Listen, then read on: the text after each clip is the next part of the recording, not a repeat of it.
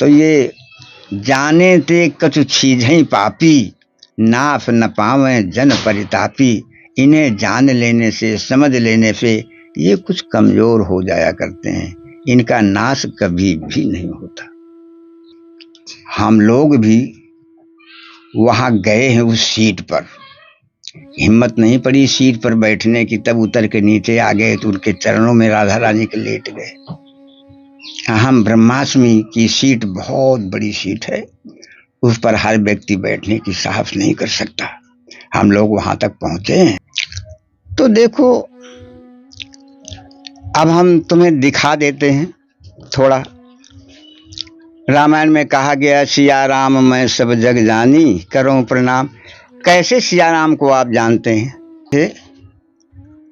इंद्रियां स्वयं विचरती हैं, मैं कुछ भी कार्य नहीं करता।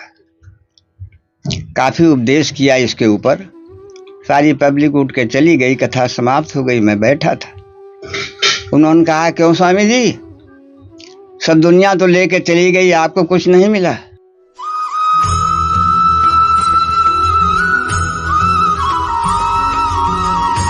प्रेमियों को जय श्री राधे राधे। प्रेमियों, संत दर्शनों की और सत्संग की और भगवत प्राप्ति की और श्री जी के, ठाकुर जी के लाड़ प्यार की इस यात्रा में आज फिर हम उन्हीं महात्मा, उन दिव्य संत, उन महाज्ञानी संत के श्री चरणों में उपस्थित हैं, जिनके दर्शन प्रेमियों आपने और हमने कुछ समय पहले करे। और जो आपसे एक निवेदन करो प्रेमियों कि यदि महाराज जी के संत, महाराज जी की वाणी में और हमें आपको कोई जिज्ञासा हो, जो जानने की इच्छा हो, तो आपने जो कमेंट के माध्यम से जो जिज्ञासा भेजी, उन्हीं जिज्ञासा ने लेके प्रेमी फिर महाराज जी के श्री चरणों में आ गए। और पीछे आप वो दिव्य कुटिया देख रहे होंगे, जहाँ पे महाराज जी भजन साधना में रहमे अपने में और बड़े सरल स्वभावी संत है। और पीछे आप ये पर्वत भी दर्शन कर रहे हैं, पहाड़ी के दर्शन कर रहे हैं, बड़े सुंदर दर्शन है। और प्रेमियों, एक चीज़ और मैं बताऊँ आपको महाराज जी के बारे में कि महाराज जी को बहुत सुंदर दर्शन शास्त्र पे बहुत सुंदर विचार है, और जो ज्ञान मार्ग की महाराज जी को बड़ा सुंदर अनुभव है और बड़े सुंदर भक्ति महाराज जी की है। तो बड़ी हृदय में बड़ी इच्छा जागृत हुई कि महाराज जी को सत्संग दोबारा से करा जाए। और जो मन के जो बहुत गहरे, यानी कि जो साधारणतः दैनिक जीवन में हम प्रयोग करें, भक्ति मार्ग में हम प्रयोग करें कि हम कैसे कैसे या में अग्रसर रह सकें, कम समय में ज़्यादा दूरी तय कर सकें, तो ऐसी कुछ जिज्ञासा लेके फिर महाराज जी किसी चरणों में चल रहे हैं। तो आपसे निवेदन है प्रेमियों, ये दर्शन आगे तक जरूर भेजिए आप, जिससे कि कोई भी भाई बंधु, हमारी बहनें, माताएं जो भी दर्शन करें तो उनको भी ये लाभ प्राप्त हो गए और उनको भी भक्ति मार्ग में एक कदम आगे अग्रसर हों और गुरु संतों के संदर्भ में और हमारे ठाकुर जी के, श्री जी के लाड़ प्यार में और गहरे डूब जाएं। तो प्रेमियों, ज़्यादा समय नहीं ले रहे, महाराज जी को दंडवत प्रणाम करेंगे और फिर वो ये कुटिया आप दर्शन कर ले, बड़ी सुंदर कुटिया, बड़े सुंदर महाराज जी के दर्शन है। तो प्रेमियों, महाराज जी को दंडवत प्रणाम करेंगे और उनसे थोड़ा सत्संग प्रसादी ग्रहण करेंगे। बड़ी दिव्य कुटिया है, आप भी प्रेमियों मानसिक रूप से दंडवत करते हैं। तो आप सभी प्रेमियों को पुनः जय श्री राधे राधे। प्रेमियों, श्री जी की कृपा से आज फिर आप सभी के जो विशेष आग्रह और जो विशेष जो संदेश हमें मिले कि महाराज जी के चरणों में एक बार फिर उपस्थित हों और उनसे कुछ जो मन की जिज्ञासाएं जो बहुत यानी कि जो बहुत गहराई रखे हुए हैं अपने अंदर, तो उन्हीं जिज्ञासाओं को लेकर फिर से गुरु जी के चरणों में उपस्थित हैं।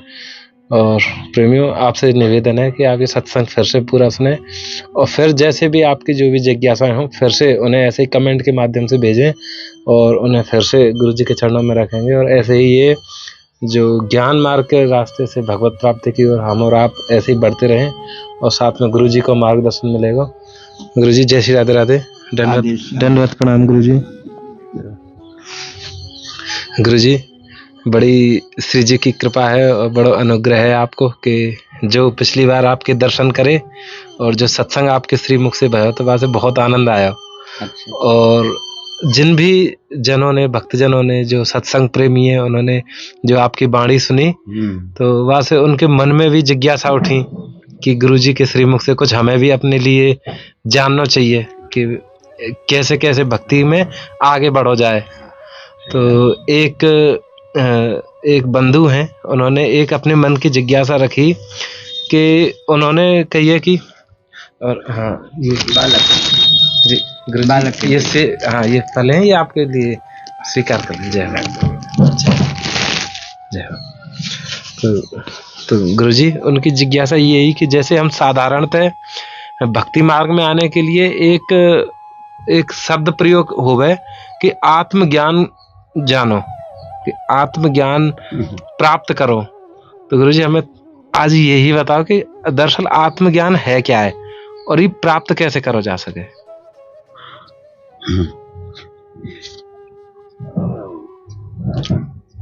देखो, आत्मज्ञान, ईश्वर की आराधना, पूजा, साकार और निराकार, इनमें कोई भेद नहीं होता।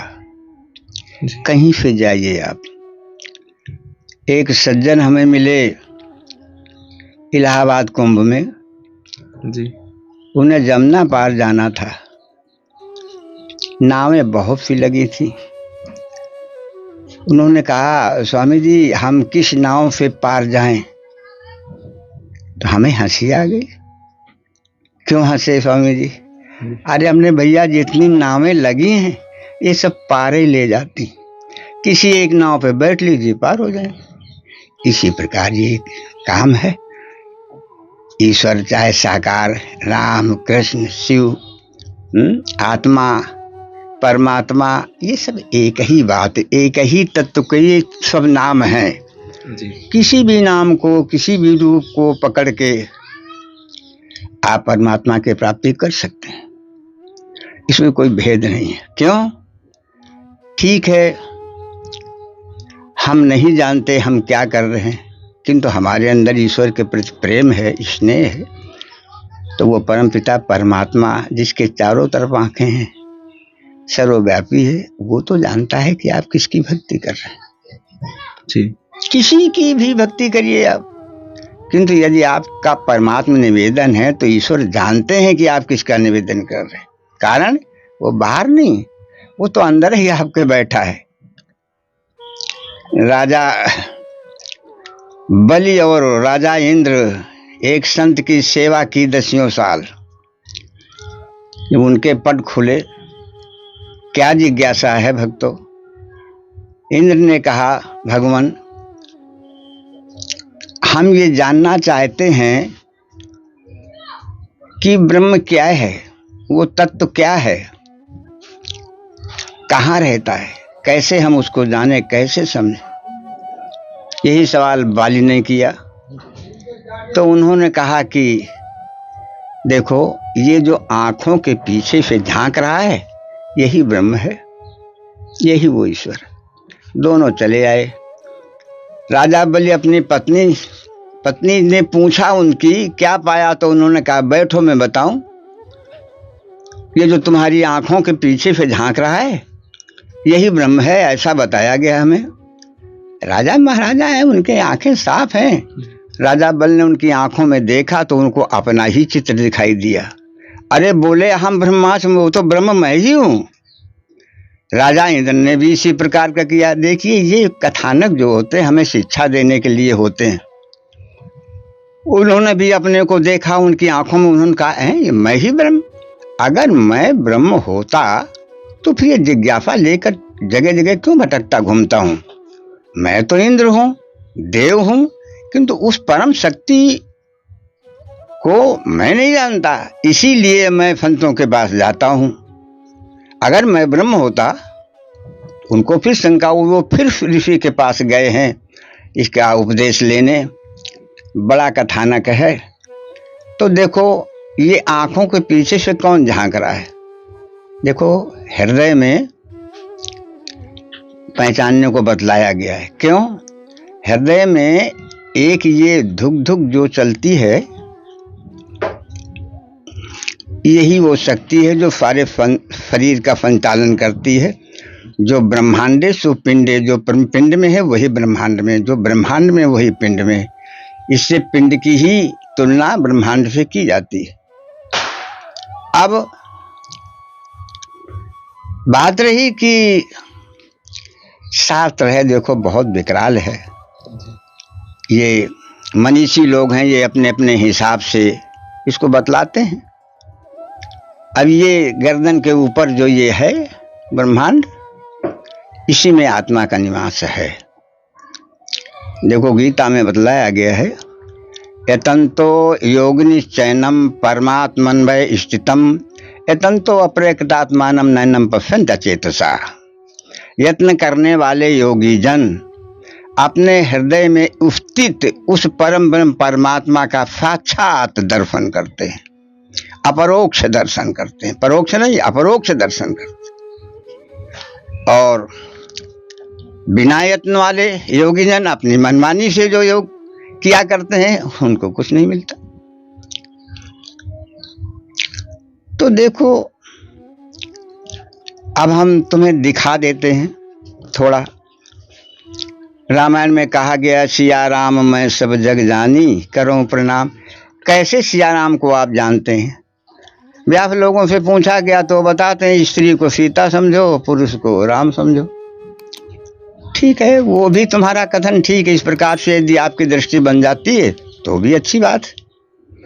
उधर कहा गया है कर्पूर गौरम करुणावतारम संसार सारम भुजगेंद्रहारम सदा वसंतम हृदयार बिंदे भवम भवानी सहितम। बताया कि हृदय में विराजमान है। कौन कौन है? भवम यानी शिव जी और भवानी माता पार्वती, दोनों हृदय में निवास करते हैं। तो अब देखिए इनको आप कैसे जानेंगे? उसमें तो चला गया उसमें कि प्रत्येक माई को आप सीता समझिए, प्रत्येक पुरुष को आप राम समझिए। अब यहाँ बोल रहे कि हृदय में विराजमान है भवम भवानी, तो कैसे विराजमान है? तो देखो हम थोड़ा इसमें ज्ञान कराते हैं आपको। एक और गाना तुम्हारे यहाँ गाते हैं जी। सुन बरसाने वाली गुलाम तेरा बनवारी। कैसे गुलाम है कन्हैया, कैसे गुलाम है बनवारी शक्ति का, इसको दर्शाते हैं हम आपके सामने थोड़ा। एक व्यास जी बोल रहे थे, इंद्रियां स्वयं विचरती हैं, मैं कुछ भी कार्य नहीं करता। काफी उपदेश किया इसके ऊपर, सारी पब्लिक उठ के चली गई, कथा समाप्त हो गई, मैं बैठा था। उन्होंने कहा क्यों स्वामी जी, सब दुनिया तो लेके चली गई, आपको कुछ नहीं मिला? हमने कहा मिले कैसे, आपका प्रवचन ही ऐसा है जो झूठ नजर आता है। बोले क्या मैंने झूठ कहा? हमने आप कहते इंद्रियां स्वयं विचरती हैं, मैं कुछ भी कार्य नहीं करता। इंद्रियां तो जड़ हैं, जो स्वयं कैसे विचर लेती हैं? अब व्यास जी बगले झांकने लगे, बोले हाँ इंद्रियां तो जड़ हैं स्वामी जी, तो आत्मा के द्वारा ये कार्य होता होगा। हमने आत्मा जो है वो तो अकर्ता है, वो तो कुछ करता नहीं, अवय रहित है, उसके कोई हाथ पैर नाक कान नहीं, वो तो अकर्ता है, वो तो कुछ नहीं करता। तो बोले इंद्रियां जड़ हैं, आत्मा कुछ करता नहीं, अकर्ता नहीं, तो शरीर कार्य कैसे करता है? हमने ये तुम ही बताओ हमको, तो हम भी चले जाएं उठ के, हमें भी कुछ प्राप्त हो जाए। अभी तो हमें कुछ नहीं मिला। वो पलट के हाथ जोड़ के पूछने लगे कि स्वामी जी मैं आपसे ही ये चाहता हूँ। तो हमने कहा प्रश्न भी मैं ही करूँ, उत्तर भी मैं ही दूँ। ठीक है बैठो, जहाँ तक मेरा सवाल है तो मैं जो जानता हूँ तो मैं बताऊँगा जरूर। व्यास हैं आप इस कथानक को आगे पब्लिक में जो है फैलाएंगे तो भगवान का प्रचार प्रसार होगा, तो हम बताएंगे आपको जो मेरी समझ। तो हमने कहा कि मैं तो ये समझता हूँ कि इंद्रियां जड़ हैं, आत्मा अकर्ता है, कार्य शक्ति का है। जैसे आदि काल में जब पांचों तत्व भी नहीं थे तब अकेला बीज था, ब्रह्म था। मान के चला जाता है, मान के, जैसे आपके गणित में मान के चला जाता है, मान लीजिए मानेगा नहीं तो फिर वहां बहस खत्म हो जाएगी, वाणी समाप्त हो जाएगी। तो ब्रह्म ने इच्छा की कि मैं एक से अनेक हूं, शक्ति का प्राकट्य हुआ और तीन रूपों में विभाजित होकर उसने संसार की रचना कर दी। तो ये शक्ति जो है का स्वरूप हृदय में है। ये धुक धुक जो चल रहा है, इतना कंपन ही ये सारे शरीर के अवयवों को चलाता है, तुम्हारे रक्त को, खून को, मांस, जितनी क्रियाएं हैं ये धुक धुक से ही हो रही हैं। ये शक्ति का स्वरूप है, ये राधा रानी है हमारी। अब कन्हैया कहाँ है? राधा रानी तो सिद्धोरे की ये है, क्योंकि इन्हीं शक्ति से ही संसार चल रहा है। बिना शक्ति के संसार चल ही नहीं सकता, आत्मा करता है। कन्हैया कहाँ है? तो कहें आंख के पीछे से जो झांक रहा है यही ब्रह्म है, यही वहां कन्हैया यही बैठा हुआ है। वो इसी खोपड़ी में बैठकर आंखों से बाहर संसार को देख रहा है, कानों से श्रवण कर रहा है, मुख जिह्वा के द्वारा पान कर रहा है, रसपान कर रहा है, नाक के द्वारा सुगंध ले रहा है, खुशबू ले रहा है। शक्ति हृदय में बैठ करके शरीर का संचालन कर रही है। जीव सुसुप्ति में जब प्रगाढ़ निद्रा में हो जाता है, तब शून्य हो जाता, कौन है उसके पास? तब यही शक्ति और ब्रह्म दो ही रहते हैं। अहम वैश्वानरो प्राणी नाम देमासिता प्राणापान समायुक्ता पचाम्यन्नम चतुर्भे। अर्जुन, जीव के सुसुप्ति काल में भी मैं वैश्वानर अग्नि के रूप में विराजमान हूँ और प्राण को प्राण की जगह, अपान को अपान की जगह व्यवस्थित रखता हूँ।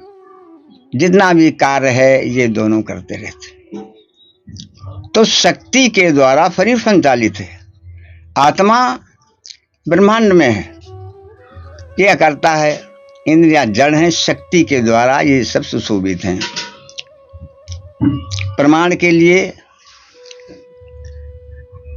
जैसे कि आप देखिएगा कि किसी का एक हाथ लकवा मार जाए, लकवा मारना जानते हो? लकवा नहीं मार जाता, तो वो हाथ लटकाए रहता है और वो हाथ हिलता डुलता नहीं है।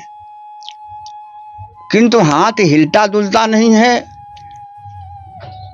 किंतु वो फटता गलता भी नहीं है। क्यों फटता गलता? इसलिए नहीं है कि उसमें ब्रह्म है, आत्मा उसमें है। हाथ में आत्मा ना हो तो फट गल के गिर जाए, वो तो फटता भी नहीं गलता भी नहीं। इसका अर्थ है कि आत्मा इसमें है, तो फिर वो काम क्यों नहीं करता? कोई वस्तु पकड़ क्यों नहीं पाता? हिलता डुलता क्यों नहीं? क्योंकि शक्ति नहीं है उसमें। शक्ति रूट के हृदय में बैठी हुई है, यहाँ नहीं आती। कन्हैया यहाँ बैठा बुला रहा है, और राधा, और राधा, सुन बरसाने वाली, गुलाम तेरा बनवारी। राधा नहीं सुन रही, मान के बैठी है, और वो बैठा है हाथ में कन्हैया, किंतु हाथ को चलाने में समर्थ नहीं है। क्या प्रश्न था आपका? ये आत्मज्ञान की प्राप्ति कैसे? आत्मज्ञान तो देखो, ये आत्मज्ञान में ही आता है। हम जो बताए हैं आपको, थोड़ा पेचीदा मार्ग है। ये तो प्रत्यक्ष है बेटा, ये अपरोक्ष है, यानी परोक्ष नहीं है, पीठ पीछे का नहीं, ये प्रत्यक्ष है। आत्मा तो प्रत्यक्ष है, ये तो दिखाई देता है सब जगह। बिना आत्मा के ना कोई इंसान चल सकता है, जी सकता है, और न बिना आत्मा के कोई पशु पक्षी पेड़ पौधा संसार कोई। तो ये तो प्रत्यक्ष है आत्म तत्व। और कुछ रहस्य हैं तो उसको हम कैसे दें, गहन विषय हैं ये।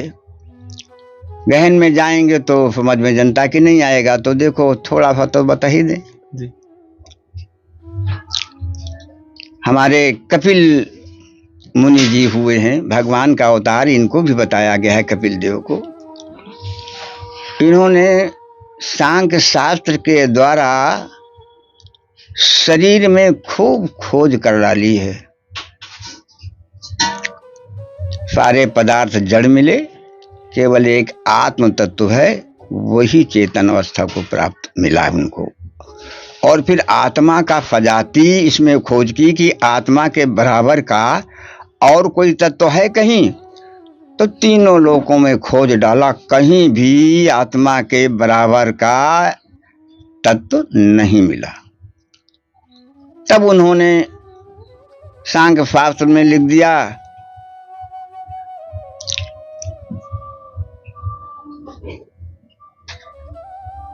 ईश्वरा सिद्धा, ये सूत्र है सांख्य शास्त्र का, ईश्वरा सिद्धा, ईश्वर सिद्ध नहीं होता।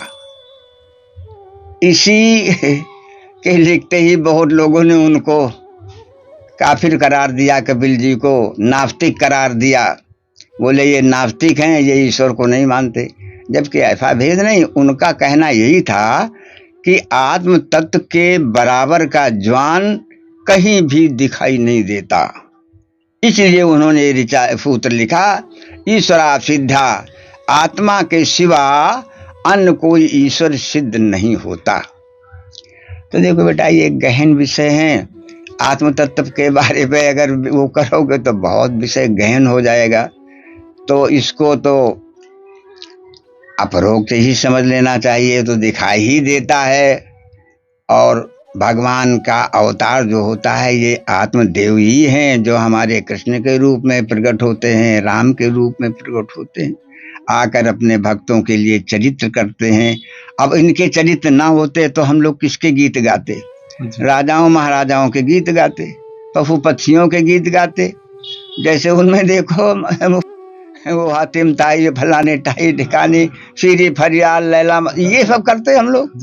तो भगवान ने बड़ी कृपा की है हमारे आपके लोगों के ऊपर, अपने भक्तों के लिए अवतार लेकर धराधाम पर नाना प्रकार के चरित्र किए हैं, जिनको गा गा के हम लोग हर्षित होते हैं, प्रसन्न होते हैं और जीवन यापन बढ़िया करते हैं। तो भगवान के किसी भी स्वरूप से आप भक्ति प्राप्त कर सकते हैं, भगवान की कोई मना थोड़े। एक ही बात है, वो आत्मा ही है, कृष्ण रूप में आत्मा ही है, राम रूप में, राम आत्म रूप में है, कृष्ण आत्म रूप में, राधा आत्म रूप है। वो तो शक्ति है, महाशक्ति है। तो इसमें कोई भेद नहीं होता। और आत्म तत्व को जानने के लिए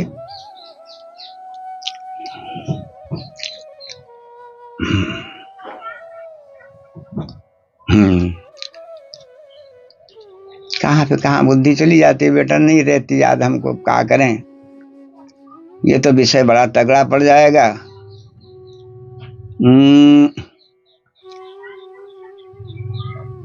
ज्ञान अगम प्रतिहु अनेका, साधन कठिन न मन कहूं टेका।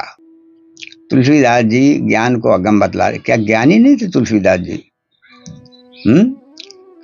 हम लोग भी वहां गए हैं, उस सीट पर हिम्मत नहीं पड़ी सीट पर बैठने की, तब उतर के नीचे आ गए तो उनके चरणों में राधा रानी के लेट गए।